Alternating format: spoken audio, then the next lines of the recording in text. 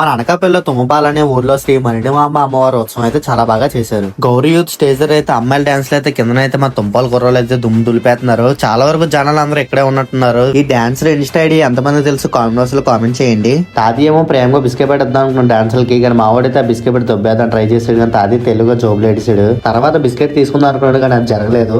నాతో పాటు మీరు కూడా చూడండి తుంపాల పండుగ ఎలా చేశారు.